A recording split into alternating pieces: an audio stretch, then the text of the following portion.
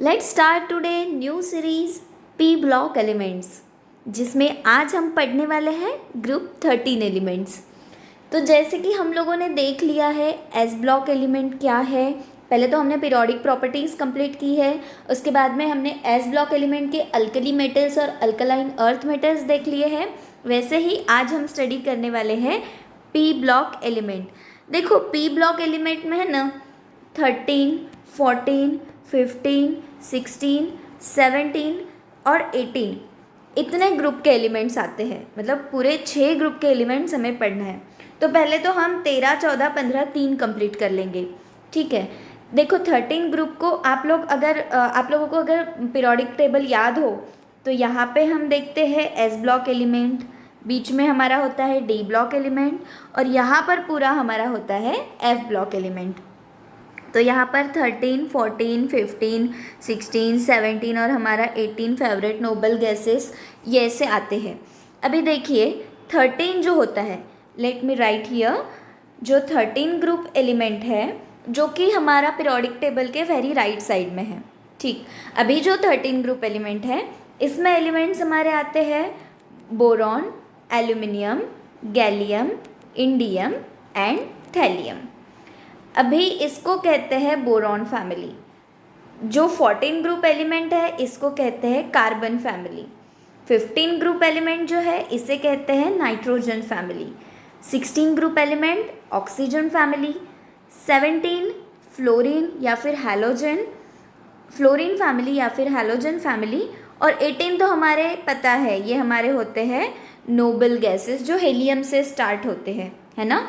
तो ये जो पूरे एलिमेंट्स है इसमें से हमारा आज फोकस रहेगा 13 ग्रुप एलिमेंट जिसे हम 3A भी कहते हैं। इसी का सेकंड नेम है 3A, इसको कहते हैं 4A, 5A and so on. ठीक, अभी सबसे पहले तो आप ये समझ लो कि हमने अभी देखा कि पी ब्लॉक एलिमेंट्स में क्या आते हैं, 13 टू लेके 18 तक के ग्रुप के एलिमेंट आते हैं। अभी इसका जो लास्ट इलेक्ट्रॉन होता है ना, ये लास्ट इलेक्ट्रॉन पी ऑर्बिटल में एंटर करता है। Last electron enters in P orbital, इसलिए ये पी ब्लॉक एलिमेंट्स होते हैं, सिंपल। और उनकी जो प्रॉपर्टीज़ होती है वो भी इस पी ऑर्बिटल के लास्ट इलेक्ट्रॉन पर डिपेंड होती है ना। इसलिए इसको पी ब्लॉक एलिमेंट्स कहा है। जब भी ये पीरियोडिक टेबल डिज़ाइन हुआ था इसीलिए उसको वहीं पे डाला था, क्योंकि उसका लास्ट इलेक्ट्रॉन पी ब्लॉक में जा रहा है, पी शेल में जा रहा है या पी ऑर्बिटल में जा रहा है, अगर मोस्ट परफेक्ट वर्ड यूज़ किया जाए तो। अभी आप लोग यहाँ पे देखिए कि इसका जो आउटर इलेक्ट्रॉनिक कॉन्फ़िगरेशन है, मैं ओवरऑल पी ब्लॉक की बात कर रही हूँ। आउटर इलेक्ट्रॉनिक कॉन्फ़िगरेशन जो है वो होता है NS2NP126। ठीक है, अभी 126 मतलब उसमें NS2NP1 हो सकता है, NS2NP2 हो सकता है, NP3, NP4, NP5, NP6 कुछ भी हो सकता है। मतलब 1 से लेके 6 तक के कितने भी इलेक्ट्रॉन पी ऑर्बिटल में आए वो पी ब्लॉक का इलेक्ट्रॉनिक कॉन्फ़िगरेशन होगा। ठीक है, अभी देखो जब और एक बात, ये जो n की वैल्यू है, ये n की वैल्यू कहाँ से होगी, n की वैल्यू होगी हमारी 2 से लेके 6 तक के। भाई 1s2 और 1s2 तो होता है, लेकिन 1p होता है क्या, नहीं होता है। 1p हमने स्ट्रक्चर ऑफ एटम में जूनियर क्लासेस में बहुत बार पढ़ा है। जो भी हमारे इलेक्ट्रॉन्स होते हैं हम जो भरते हैं उसको ऐसे लिखते हैं ना, 1s, 2s, फिर 2p, 3s, 3p, 3d ऐसे लिखते हैं ना। तो जो 1s के साथ में है, 1s जो है उसके साथ में 1p नहीं होता। जो p ऑर्बिटल है वो 2 से शुरू होता है, इसलिए जो n की वैल्यू है वो हमारी 2 होगी, या मतलब 2s2, 2p, 1, 2 और इट में भी 6, ऐसे ही 3s2, 3p, 1, 2, 6 कुछ भी, है ना। तो अभी आपको ये समझ आ गया होगा कि इसका जनरल इलेक्ट्रॉनिक कॉन्फ़िगरेशन क्या करते हैं, n की वैल्यू कहाँ से कहाँ लाए होती हैं, है ना। अभी देखो हमने क्या बोला है, NS2NP126। तो इसमें जो s ऑर्बिटल है वो कम्प्लीटली फील्ड है, पूरे सभी इलेक्ट्रॉन्स इसमें, मतलब s की जितनी भी कैपेसिटी है इलेक्ट्रॉन की वो सभी इलेक्ट्रॉन्स उसमें भरे हैं। लेकिन जो वेरिएंट है वो कौन दे रहा है, p ऑर्बिटल। ठीक है, अभी हमने देखो पोजीशन भी देख ली है उसकी P orbit P block elements की पीरियोडिक टेबल में वेरी राइट साइड में पी ब्लॉक एलिमेंट्स लाई करते हैं।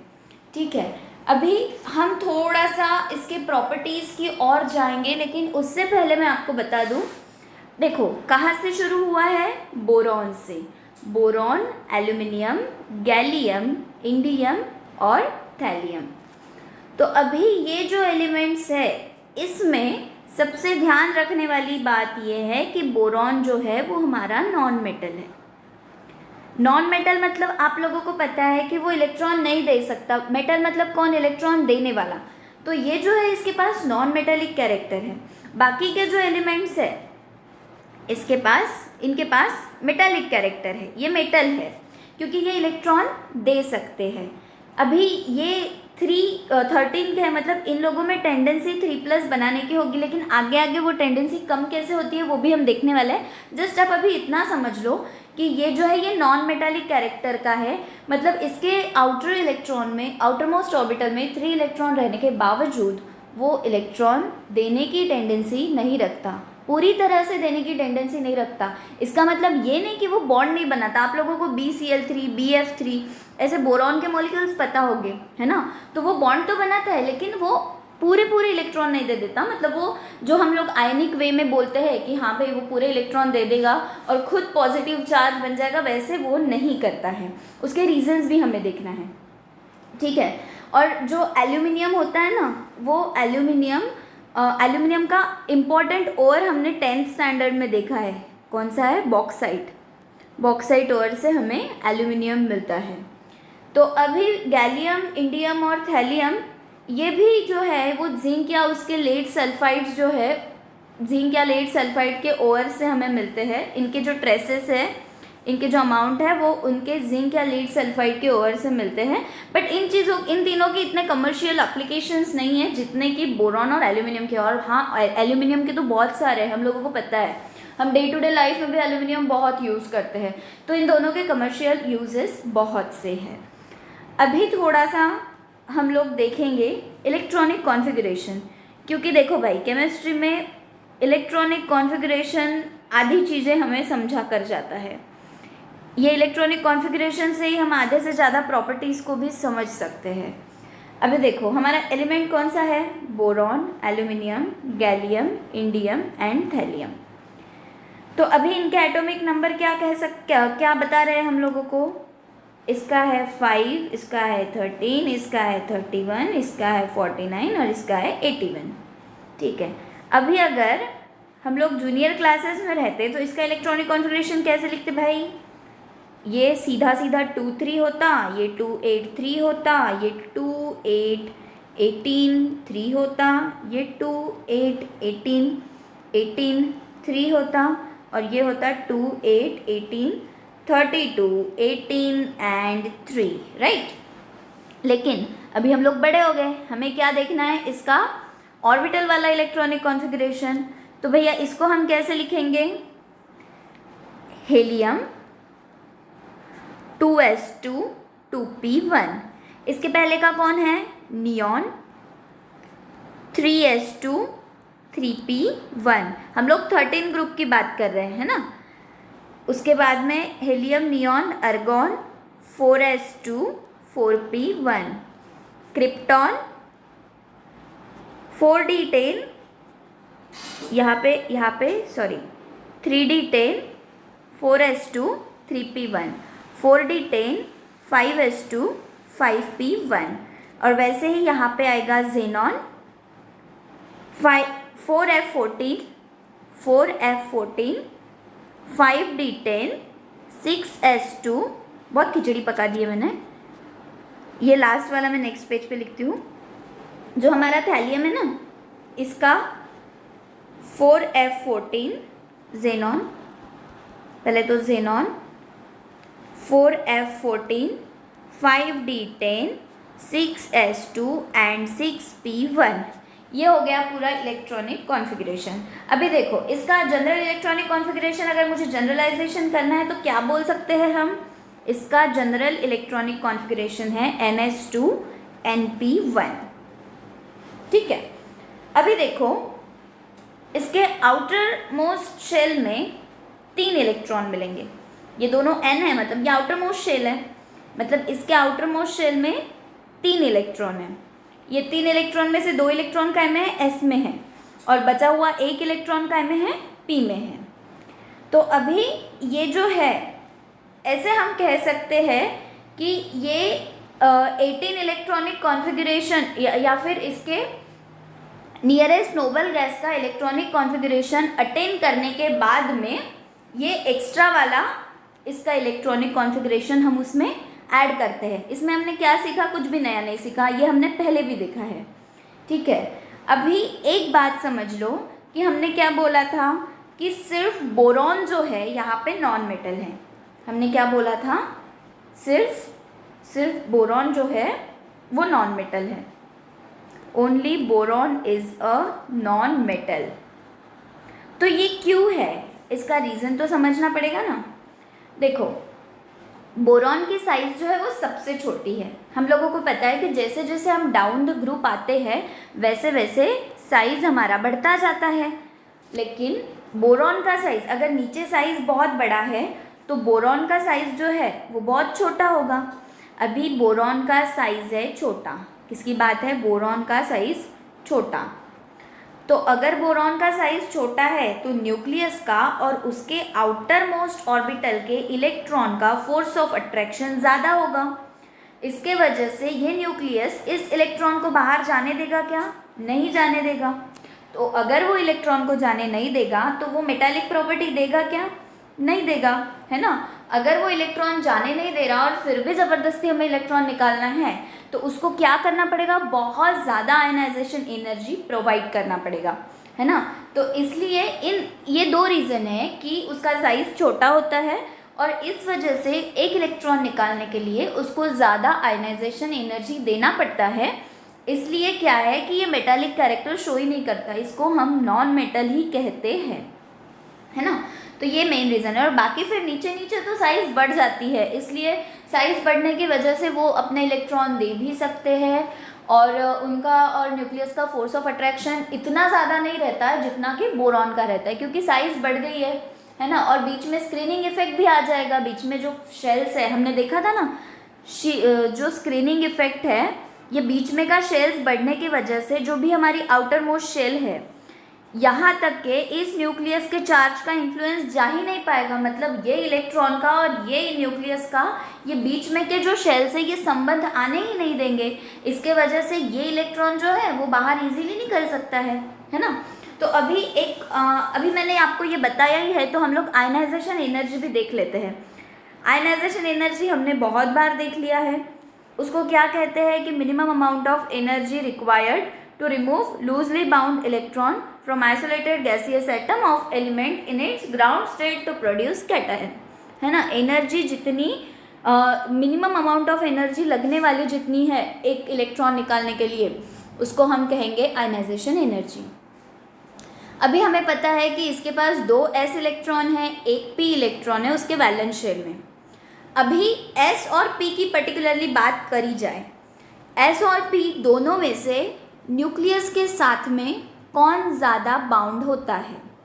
तो कंपैरेटिवली s और p में अगर देखा जाए तो p जो है ना वो लूजली बाउंड होता है, लूजली बाउंड, है ना। और जो s होता है, s इलेक्ट्रॉन या फिर इलेक्ट्रॉन बोलो, p electrons are loosely bound and s electron as compared to p tightly bound. तो अभी s इलेक्ट्रॉन का और न्यूक्लियस का संबंध आने वाला है। अगर एक ये न्यूक्लियस है, ये न्यूक्लियस है, मैं समझाने के लिए आपको बता रही, ये न्यूक्लियस है, एक है s इलेक्ट्रॉन्स और है p इलेक्ट्रॉन्स, ये है s इलेक्ट्रॉन्स और ये है p इलेक्ट्रॉन्स। तो इसका और इसका ज़्यादा संबंध आने वाला है। इनका और इनका फोर्स ऑफ अट्रैक्शन ज़्यादा है और इनका फोर्स ऑफ अट्रैक्शन इतना नहीं है ना। s का ज़्यादा है और p का कम है, क्योंकि s जो है वो न्यूक्लियस के क्लोज होता है, इसलिए ये टाइटली बाउंड होता है। तो अगर s ऑर्बिटल न्यूक्लियस के साथ में टाइटली बाउंड है तो s ऑर्बिटल का जो इलेक्ट्रॉन है वो इलेक्ट्रॉन जल्दी निकलना पसंद करेगा? ऑब्वियसली नहीं करेगा। P वाला इलेक्ट्रॉन जल्दी निकलना पसंद करेगा, है ना। इसलिए जब हम लिखते हैं NH2NP1 तो सबसे पहले ये इलेक्ट्रॉन बाहर जाएगा और उसके बाद में ये दोनों में से कोई एक इलेक्ट्रॉन बाहर जाएगा, है ना। तो ये अभी आपको समझ आ गया होगा। और आयनाइजेशन एनर्जी की बात करी जाए तो जैसे बाकी सभी में होती है कि फर्स्ट आयनाइजेशन एनर्जी जो है वो कंपैरेटिवली कम लगती है, और फिर कैटायन में से अगर इलेक्ट्रॉन निकालना है तो उसको तो ऑब्वियसली एनर्जी ज़्यादा लगने वाली है, तो second and third ionization energy ज़्यादा लगती है। अगर हम आयनाइजेशन एनर्जी यहाँ पे लिखे बोरॉन एल्यूमिनियम, एक second, I1 I2 and I3 ऐसे लिखते हैं। यहाँ पे लिखते हैं boron aluminium gallium indium, thallium लिखने को जगह नहीं है। तो यहाँ पे देखो, इसी पर से आपको थोड़ा कंपैरेटिवली ध्यान में आ जाएगा। बोरॉन की जो फर्स्ट आयनाइजेशन एनर्जी है उसको कितनी लगने वाली है 798। I2 जो है वो लगने वाली है 24। ये आंकड़े आपको ध्यान में रखने की ज़रूरत नहीं, ये जस्ट स्टैंडर्ड बुक से कलेक्टेड डेटा है ताकि आपको कॉन्सेप्ट समझ में आए। अभी यहाँ पे देखो, बोरॉन जो है इसकी ionization energy, first ionization energy कम है, और कंपैरेटिवली फिर I2 सेकेंड इलेक्ट्रॉन निकालने के लिए एनर्जी बढ़ गई है, फिर थर्ड इलेक्ट्रॉन निकालने के लिए एनर्जी और बढ़ गई है। अभी अगर मैं एल्यूमिनियम की बात करूँ, एल्यूमिनियम में आया 576, सेकेंड है 1803, थर्ड है 2723। देखो यहाँ पे बोरॉन से एल्यूमिनियम के पास आने पर क्या हुआ, एनर्जी जो है वो डिक्रीज हो गई, फर्स्ट आयनाइजेशन एनर्जी डिक्रीज हो गई है। अभी इसको हम कैसे कह सकते हैं, आयनाइजेशन एनर्जी डिक्रीज कैसे हो गई, क्योंकि बोरॉन का साइज बहुत छोटा है। हमें पता है कि इलेक्ट्रॉन और न्यूक्लियस का इन्फ्लुएंस बहुत ज़्यादा है, उसके वजह से बोरॉन से इलेक्ट्रॉन निकालना हार्ड है। लेकिन एल्यूमिनियम में क्या हो गया है कि शील्डिंग इफेक्ट भी आ गया है, बीच में इलेक्ट्रॉन्स आ गए हैं, उसका साइज भी बढ़ गया है, इसके वजह से ये जो है ये कम हो गया, ठीक है। उसके बाद में एल्यूमिनियम और गैलियम कंपैरेटिवली सेम ही होते हैं, 576, 577, इसको सिमिलर ही मानेंगे, और यहाँ पे भी बहुत ज़्यादा कुछ डिफरेंस नहीं है। तो एल्यूमिनियम और गैलियम में कोई इतना विशेष चेंज नहीं है। 2942 इसका 2942 थर्ड आयनाइजेशन एंथैल्पी है।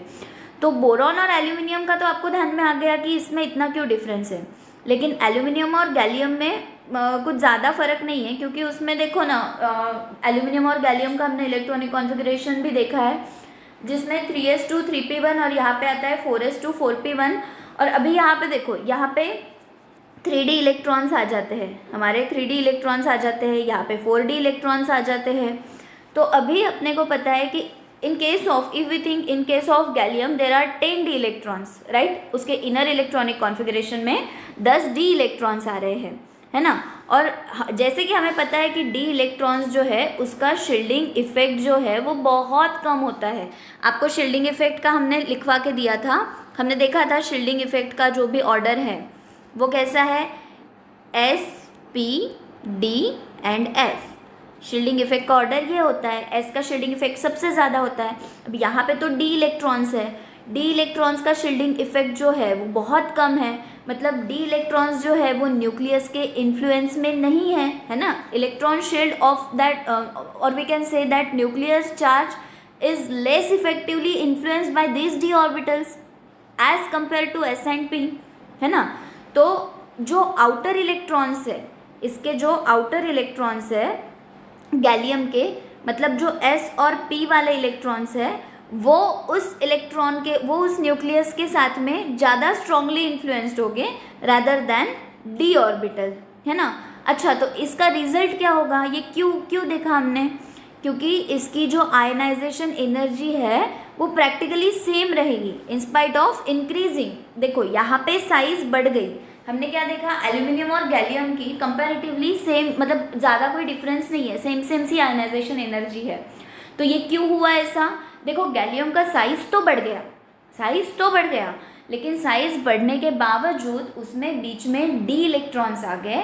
डी इलेक्ट्रॉन्स का क्या है कि उसका जो शील्डिंग इफेक्ट है वो बहुत कम है, उसके वजह से क्या होगा, शील्डिंग इफेक्ट बहुत कम होने के वजह से क्या होगा, साइज बढ़ने के बाद भी जो आउटर इलेक्ट्रॉन्स है एस और पी ऑर्बिटल के, वो उसके न्यूक्लियस के उतने ही इन्फ्लुएंस में हैं जितने एल्यूमिनियम के इन्फ्लुएंस में थे, जितने एल्यूमिनियम के केस में एस और पी ऑर्बिटल इन्फ्लुएंस में थे, वैसे ही गैलियम के भी केस में होंगे। डी ऑर्बिटल आने से कोई फ़र्क ही नहीं पड़ा, फ़र्क ही नहीं पड़ा कि भाई डी ऑर्बिटल आए तो हाँ भाई ये चलो उसको बहुत दूर लौटेंगे, न्यूक्लियस का और आउटर इलेक्ट्रॉन का इन्फ्लुएंस नहीं आने देंगे। डी ऑर्बिटल ने कुछ काम ही नहीं किया, वो इलेक्ट्रॉन ने कुछ फ़ायदा ही नहीं हुआ इलेक्ट्रॉन्स आने का।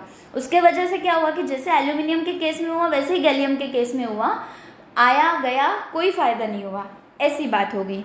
ठीक है, तो इसके वजह से ये रीज़न हुआ कि उन दोनों की जो आयनाइजेशन एनर्जी है वो सेम सी है ना। तो ये जो एटॉमिक साइज का हमने पॉइंट देखा, हमने इलेक्ट्रॉनिक कॉन्फ़िगरेशन का पॉइंट देखा, ये सेम सा ट्रेंड फॉलो करता है।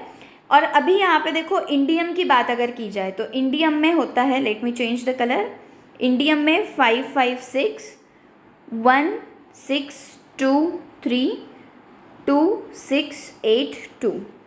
देखो अभी यहाँ से अचानक से ये कम हो गया, मतलब आयनाइजेशन एनर्जी जो है वो और कम हो गई। क्यों कम हो गई? क्योंकि यहाँ पर साइज बढ़ गया। अभी यहाँ पर आप बोलोगे कि डी ऑर्बिटल का तो कुछ यहाँ पे भी तो डी ऑर्बिटल है, डी ऑर्बिटल का क्या हुआ? आपने पहले बोला था कि डी ऑर्बिटल के वजह से तो कुछ फ़र्क नहीं पड़ा, फिर यहाँ पे ऐसा क्या हो गया कि साइज़ कम हो गया, सॉरी साइज़ बढ़ गया, और इसने आयनाइजेशन एनर्जी का अचानक से इतना इन्फ्लुएंस हो गया। तो देखो जैसे आयनाइजेशन हमने क्या देखा था, आयनाइजेशन एनर्जी जो है वो ज़्यादा चेंज नहीं हुआ उसमें, लेकिन in case of as we move from gallium to indium there is noticeable decrease in ionization energy, we see that, है ना। वो जो डिक्रीज़ है वो किस वजह से हुआ है? तो वो डिक्रीज़ जो है वो साइज़ के वजह से हुआ है। यहाँ पे जो साइज़ का फैक्टर है वो डोमिनेट कर गया। तो यहाँ पे जो ट्रेंड फॉलो हुआ है, ये जो ट्रेंड है ये ग्रेजुअली नहीं हुआ है, इसमें थोड़ी सी तफावत है, थोड़ा सा ऊपर नीचे है। कभी वो एकदम से कम हो रहा है, कभी सेम हो रहा है, कभी वो बढ़ रहा है ना। और अगर लास्ट में थैलियम की बात की जाए तो थैलियम का है 589 1956 और 2855। ये क्या था हमारा? 556 था। कौन सा? इंडियम का 556 था, और यहाँ पे देखो 589 हो गया। यहाँ पे आयनाइजेशन एनर्जी फिर से बढ़ गई, क्योंकि फिर से एफ ऑर्बिटल जो है, ये एफ ऑर्बिटल के आने से और ना आने से कोई फ़र्क ही नहीं पड़ता है। ठीक है, तो आप लोग बस इतना ध्यान में रखो कि जो फर्स्ट आयनाइजेशन एनर्जी है, सेकेंड आयनाइजेशन एनर्जी और थर्ड आयनाइजेशन एनर्जी है, इसमें इतना फ़र्क है कि फर्स्ट वाली जो है वो कम लगती है, सेकेंड और थर्ड जो है वो ज़्यादा लगती है। उसके बाद में कॉन्सेप्ट ध्यान में रखो कि जो शील्डिंग इफेक्ट होता है वो एस का ज़्यादा है, एस का सबसे ज़्यादा है, then p, then d, then f. D and f आने से शील्डिंग इफेक्ट में कोई ही फ़र्क पड़ता नहीं है। उसके बाद में आपको ध्यान रखना है बोरॉन और एल्यूमिनियम का केस, और साथ में एल्यूमिनियम और गैलियम सेम से क्यों होते हैं, इतनी बातें आपको ध्यान में रखनी है। ठीक है, उसके बाद में एक और मैं आयनाइजेशन एनर्जी की बात बता दूं। अगर हमने टोटल आयनाइजेशन एनर्जी देखी ना, अगर हमने टोटल आयनाइजेशन एनर्जी की बात करी, मतलब I1, I2 और I3, तो इन तीनों की सम अगर करी तो बोरॉन के केस में वो हाईएस्ट होगी, क्योंकि हमें तो पता है कि बोरॉन की फर्स्ट आयनाइजेशन एनर्जी ही इतनी ज़्यादा है, तो ऑब्वियसली सेकंड थर्ड उससे भी ज़्यादा होगी। तो अगर टोटल अगर सबकी की जाए तो सबसे ज़्यादा यही होगी, और इसका रीज़न भी पता है कि इसका साइज़ बहुत स्मॉल होता है। ठीक है, अभी ये हमने देख लिया कि ये जो आयनाइजेशन एनर्जी है ये इसमें इन्फ्लुएंस आता है, कम होती है, लेकिन वो भी रेगुलर मैनर में नहीं होती है। ठीक है, तो अभी हम देखते हैं नेक्स्ट पॉइंट जो है oxidation state and inert pair effect. ये इनर्ट पेयर इफेक्ट बहुत ही ज़्यादा इम्पॉर्टेंट चीज़ है और पढ़ने में आपको मज़ा भी आने वाला है। देखो 3 इलेक्ट्रॉन्स हमें रिमूव करने हैं, वो जो एटम है उस एटम से 3 इलेक्ट्रॉन हमें रिमूव करने हैं, जो कि बहुत ज़्यादा डिफ़िकल्ट है। ठीक, अभी देखो जो बोरॉन है वो उसके फॉर्म में, जब बोरॉन उसके खुद के फॉर्म में होता है तब वो हाइड्रेटेड फॉर्म बनाता है और आयन को एक्वियस सॉल्यूशन में रेडिली रिमूव करता है। ऐसे क्यों करता है, एक्वियस सॉल्यूशन में क्यों करता है? क्योंकि हाइड्रेशन एनर्जी रिमूव होती है जब भी वो हाइड्रेटेड फॉर्म बनाता है। मतलब उसने जब ऐसा फॉर्म बनाया, इस टाइप के फॉर्म में जब वो आयन बनाता है तब हाइड्रेशन एनर्जी रिमूव होती है। और अगर एनर्जी रिमूव हो रही है, बहुत ज़्यादा रिमूव हो रही है, तो उसके वजह से क्या होगा कि वो स्टेबिलिटी की ओर जाना चाहेगा, मतलब स्टेबिलिटी की ओर वो रहेगा। तो अभी देखो, हमें पता है कि बोरॉन के पास तो लार्ज आयनाइजेशन एनर्जी है, बहुत ज़्यादा एनर्जी उसको लगने वाली है। तो बोरॉन के छोटे साइज़ के वजह से और उसके हाई आयनाइजेशन एनर्जी के वजह से वो तीनों इलेक्ट्रॉन्स जो है वो इसके पास मेटल के न्यूक्लियस के पास बहुत टाइटली होल्ड होते हैं, इसलिए हम B3+ बना नहीं सकते। बोरॉन से 3 इलेक्ट्रॉन निकालना it's very difficult, very hard, है ना। तो we can say that it is for this reason that boron enters into chemical combination by और it is entering in chemical combination through covalent bond. जो boron है वो covalent bond से जो compounds है वो बनाना ज़्यादा पसंद करता है। जैसे आप लोगों ने देखा है BF3, ये तो नॉट पॉसिबल, बट जैसे हमने BF3 देखा है, BCl3 देखा है ना। ये BF3 और BCl3 कोवैलेंट बॉन्ड है, कोवैलेंट बॉन्डिंग से बने हैं, but still these are electron deficient, ठीक है। अभी ये इलेक्ट्रॉन डेफिशिएंट तो है, लेकिन इसको हमने क्या कहा है, ये लेविस एसिड भी है, ये इलेक्ट्रॉन पेयर एक्सेप्टर भी है। इलेक्ट्रॉन डेफिशिएंट रहने के बावजूद, इलेक्ट्रॉन डेफिशिएंट रहने की वजह से वो इलेक्ट्रॉन एक्सेप्ट कर सकते हैं। और हमें पता है कि इलेक्ट्रॉन पेयर एक्सेप्टर जो होते हैं वो क्या होते हैं, हमारे लेविस एसिड्स, है ना। तो जो बोरॉन के कॉम्प्लेक्स है वो BF3 और BCl3 जैसे, दीज आर लेविस एसिड। अभी देखो, ऑक्सीडेशन स्टेट की हम बात कर रहे थे। NH2NP1 हमारा जनरल इलेक्ट्रॉनिक कॉन्फ़िगरेशन है। अगर एक इलेक्ट्रॉन चले गया तो उस एलिमेंट का ऑक्सीडेशन स्टेट आएगा +1, वो एलिमेंट +1 ऑक्सीडेशन स्टेट अचीव कर लेगा। इसका मतलब क्या है कि p ऑर्बिटल का एक इलेक्ट्रॉन केमिकल कॉम्बिनेशन में पार्ट लेना चाहता है। बाकी के जो बचे हुए 2 इलेक्ट्रॉन्स है, बाकी के जो 2 s ऑर्बिटल के इलेक्ट्रॉन हैं वो पेयर्ड है और जनरली वो केमिकल रिएक्शन में पार्ट लेने वाले नहीं हैं। जब ऐसी बात आती है, इसको कहते हैं इनर्ट पेयर इफेक्ट। अब ये एग्जैक्टली क्या चीज़ है, देखो इसमें आउटर मोस्ट शेल क्या है, NH2NP1, मतलब इसके पास से कितने इलेक्ट्रॉन जा सकते हैं, 3 इलेक्ट्रॉन जा सकते हैं। जैसे कि हम Al3+ बनाते हैं, है ना, बनाते हैं ना हम लोग, तो ये 3 इलेक्ट्रॉन जा सकते हैं, लेकिन जाते नहीं, सिर्फ एक इलेक्ट्रॉन जाता है। और S की कितनी कैपेसिटी होती है, 2 इलेक्ट्रॉन की। हम क्या कहते हैं, इनर्ट गैस या नोबल गैस, मतलब क्या है कि उसने अपने पूरे ऑर्बिटल फुलफिल कर लिए हैं। अभी इसको वो इनर्ट गैस के जैसा है, मतलब जो NS ऑर्बिटल है वो S ऑर्बिटल ने अपने 2 इलेक्ट्रॉन की रिक्वायरमेंट पूरी कर ली है और वो वहाँ पे शांत हो गया है, वहाँ पे वो चुप बैठ गया है। तो वो उसने अपना इनर्ट इलेक्ट्रॉनिक कॉन्फ़िगरेशन अटेन कर लिया है ना। तो क्या हुआ, एक इलेक्ट्रॉन जाने की वजह से वहाँ पे इनर्ट इलेक्ट्रॉनिक कॉन्फ़िगरेशन आ गया। इनर्ट गैस का नहीं बोल रही मैं, उस पर्टिकुलर ऑर्बिटल की जितनी रिक्वायरमेंट थी उतनी फुलफिल हो गई, है ना। तो वो वहाँ पे इनर्ट इलेक्ट्रॉनिक कॉन्फ़िगरेशन उसने अटेन कर लिया, इसलिए उसको बोला गया, जब भी ऐसा केस आएगा उसको बोला गया इनर्ट पेयर इफेक्ट। ओके, अभी ये इनर्ट पेयर इफेक्ट कहाँ पे होता है, मतलब जहाँ पे 2 इलेक्ट्रॉन्स रिमूव करना डिफ़िकल्ट हो जाएगा उसको हम कहेंगे कि ये इनर्ट पेयर इफेक्ट है।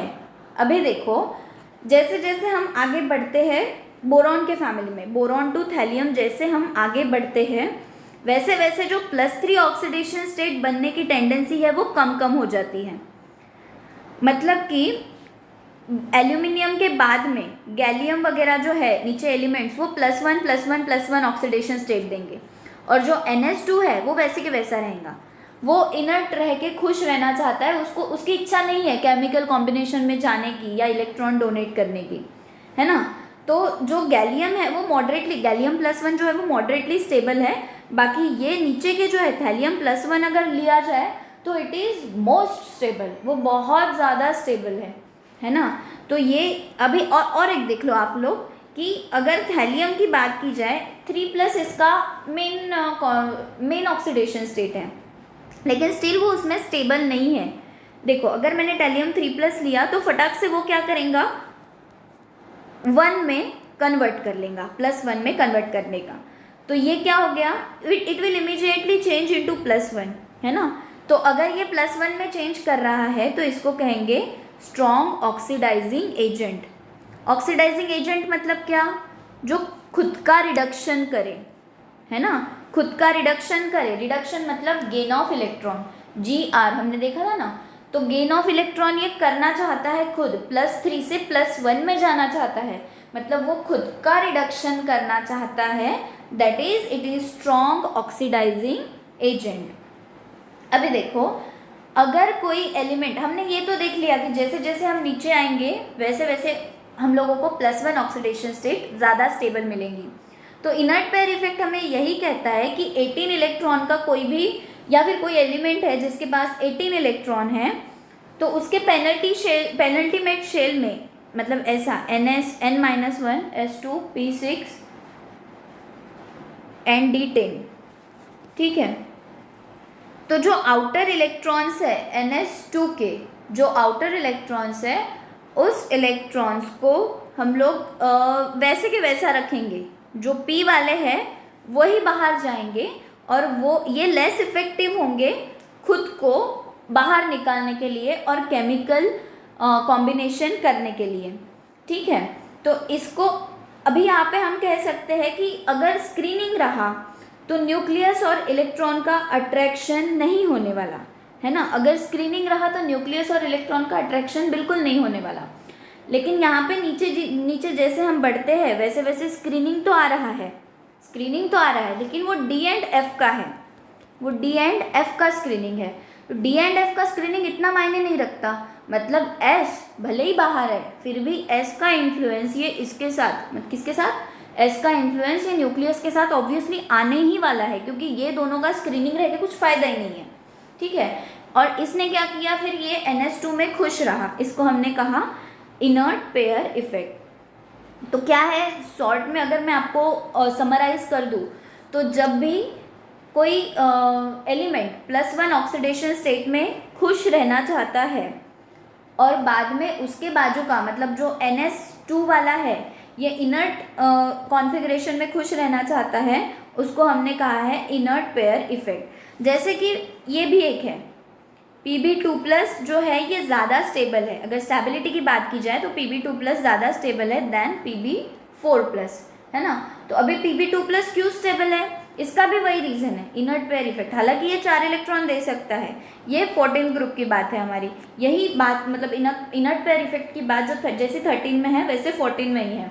तो जब भी एलिमेंट खुद के लोअर ऑक्सीडेशन स्टेट में स्टेबल रहता है, रादर वो उसी में रहता है, वहीं पे खुश रहता है, उसको हम कहते हैं इनर्ट पेयर इफेक्ट। बाकी के जो NS2 के इलेक्ट्रॉन हैं वो वैसे के वैसे जैसे है वैसे ही पेयर्ड रहते हैं और कोई बॉन्ड फॉर्मेशन में पार्ट नहीं लेते हैं। क्यों नहीं लेते, due to inert pair effect. अभी आज के लेक्चर का हमारा लास्ट टॉपिक है diagonal relationship between beryllium and aluminium. जैसे हमने पिछले लेक्चर में लिथियम एंड मैग्नीशियम देखा था, वैसे ही बेरिलियम और एल्यूमिनियम में भी डायगोनल रिलेशनशिप होती है। मतलब बेरिलियम और एल्यूमिनियम की कुछ कुछ प्रॉपर्टीज़ जो होती है वो सिमिलर सी होती है। बेरिलियम क्या है, हमारा 2nd ग्रुप का है, और एल्यूमिनियम क्या है, 3rd ग्रुप का है। यहाँ पे Be, Mg, बोरॉन और एल्यूमिनियम, तो इनका जो डायगोनल रिलेशनशिप है ये हमें थोड़ा सा देखना है। तो जैसे देखो बेरिलियम का साइज स्मॉल है और उसके ऊपर हाई चार्ज डेंसिटी है ना, और उसके पास कोवैलेंट बॉन्ड बनाने की टेंडेंसी भी है। वैसे ही एल्यूमिनियम की भी टेंडेंसी है कोवैलेंट बॉन्ड बनाने की। उसका साइज थोड़ा बड़ा है, मतलब बोरॉन से बड़ा है, लेकिन स्टिल बेरिलियम का और एल्यूमिनियम का जो साइज़ है वो कंपैरेटिवली सेम आता है। उसके बाद में स्टैंडर्ड ऑक्सीडेशन पोटेंशियल की बात की जाए, ऑक्सीडेशन पोटेंशियल मतलब खुद का ऑक्सीडेशन करने का पावर, इसको ऐसे लिखते हैं oxidation potential of beryllium is equal to 1.70 volts. इसको हम डिटेल में इलेक्ट्रोकेमिस्ट्री में पढ़ेंगे। और जो एल्यूमिनियम का है ये है 1.67 वोल्ट्स। तो इसमें भी सिमिलैरिटी है। दोनों बेरिलियम और एल्यूमिनियम जो है इनके बहुत से स्टेबल कॉम्प्लेक्सेस बनते हैं। देखो, बेरिलियम ऑक्साइड और एल्यूमिनियम ऑक्साइड ये दोनों एम्फोटेरिक होते हैं। एम्फोटेरिक मतलब एसिड और बेस दोनों से रिएक्शन करना, दीज आर एम्फोटेरिक, है ना। वो दोनों में डिसॉल्व करते हैं, एसिड में भी डिसॉल्व करते हैं और बेस में भी डिसॉल्व करते हैं। देखो, अगर उसकी रिएक्शन बेस के साथ हुई, बोरॉन की बेरिलियम की रिएक्शन बेस के साथ हुई या अल्कली के साथ हुई तो उसको कहते हैं बेरिलेट्स, और एल्यूमिनियम के साथ हुई तो कहते हैं aluminates. Let me write the reaction. देखो, बेरिलियम ऑक्साइड को हमने एसिड के साथ ट्रीट करवाया, हमें मिलेगा BeCl2 + H2O। और अगर इसको बेस के साथ ट्रीट करवाया तो हमें मिलेगा ट्वाइस NaOH, Na2BeO2 + H2O। ये हो गया हमारा सोडियम बेरिलेट, LLATE। ये हो गया सोडियम बेरिलेट। ये हमने बेरिलियम का देखा, ठीक है। वैसे ही एल्यूमिनियम का देखेंगे। इसको एसिड के साथ करवाया, इसको बेस के साथ करवाया। अभी देखो, Al2O3 + एसिड, इसका बनेगा ट्वाइस AlCl3 + 3H2O। और अभी देखो हम लोग सोडियम एल्यूमिनेट कैसे बनाते हैं। Al2O3 को हमने बेस के साथ ट्रीट करवाया, ट्वाइस NaOH बन गया हमारा ट्वाइस Na.AlO2 + H2O। ये क्या है? सोडियम एल्यूमिनेट, है ना। तो वहाँ पे क्या बना था हमारा? बेरिलेट। यहाँ पे क्या बना? एल्यूमिनेट। अभी देखो, बेरिलियम और एल्यूमिनियम जो है वो दोनों सोडियम हाइड्रोक्साइड के साथ रिएक्ट होते हैं और H2 गैस लिबरेट करते हैं। रिएक्शन देख लो, बेरिलियम + ट्वाइस NaOH, हमें मिलेगा Na2BeO2 + H2 गैस। और इसी को अगर एल्यूमिनियम के साथ रिएक्ट करवाया, ट्वाइस NaOH + H2O, ये हमें मिलेगा ट्वाइस Na.AlO2, फिर से H2 गैस लिबरेट होगा, है ना। तो ये दोनों की रिएक्शन सेम सी है। और एक रिएक्शन देख लो, वाटर के साथ अगर हमने रिएक्शन करवाई, अगर बेरिलियम कार्बाइड की और एल्यूमिनियम कार्बाइड की रिएक्शन वाटर के साथ करवाई तो हमें मीथेन गैस मिलने वाला है दोनों ही केस में। देखो यहाँ पे मीथेन गैस कैसे मिल रहा है? CH4 + ट्वाइस BeO, ये हो गया, सॉरी, Be2C + ट्वाइस H2O। यहाँ पे हमें मिलेगा CH4 गैस और जो BeO है वो एज अ बाय प्रोडक्ट बाहर निकलने वाला है। उसके बाद में Al4C3, ये दोनों कार्बाइड है बोला। इसको फिर से हमने वाटर के साथ ट्रीट करवाया, हमें मिलेगा 3CH4 + ट्वाइस Al2O3, ठीक है। ये हमने कार्बाइड देख लिया। उसके बाद में एसिड बेस के साथ देख लिया। अभी जो हैलाइड होते हैं, बेरिलियम और एल्यूमिनियम के हैलाइड होते हैं, ये हैलाइड्स की भी सोल्यूबिलिटी, ऑर्गेनिक सॉल्वेंट में हम सोल्यूबिलिटी देखें तो वो भी सेम सी है। वो दोनों जो है वो मतलब दोनों के जो हैलाइड है वो लेविस एसिड के जैसे बिहेव करते हैं। लेकिन एक बात, बेरिलियम और एल्यूमिनियम जो है वो कोई कलर नहीं देते फ्लेम में, जैसे हमने फ्लेम कलरेशन देखा था ना, तो यहाँ पे कोई कलरेशन नहीं है। और सबसे मेन बात इलेक्ट्रोनिगेटिविटी जो है, इलेक्ट्रोनिगेटिविटी की बात अगर की जाए तो बेरिलियम और एल्यूमिनियम की इलेक्ट्रोनिगेटिविटी सेम सी है, 1.5 दोनों की इलेक्ट्रोनिगेटिविटी है। तो ऐसी कुछ चीज़ें हैं जो हमने देखी। यहाँ पे हमने डायगोनल रिलेशनशिप भी देख ली है। आने वाले लेक्चर में हम बोरॉन के हाइड्राइड्स, जिसको हम बोरेन्स कहते हैं, मतलब पूरा जो बोरॉन का सभी रिएक्शंस हैं हाइड्रोजन के साथ में, वो हम डिस्कस करने वाले हैं। बहुत ही मज़ेदार टॉपिक है, सभी रिएक्शंस हमें। आई होप आप लोगों को आज के टॉपिक में मज़ा आया होगा। You have enjoyed the concepts. Thank you so much for watching. मिलते हैं नेक्स्ट लेक्चर में।